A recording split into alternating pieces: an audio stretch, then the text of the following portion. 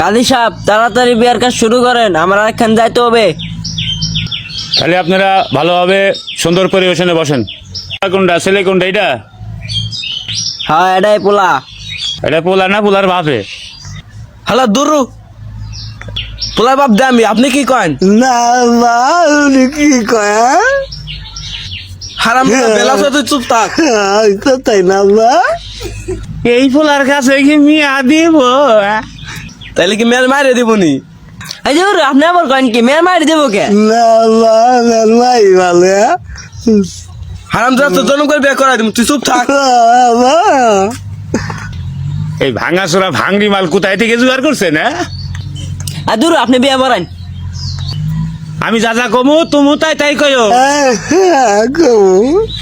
তোমার নাম কি গো?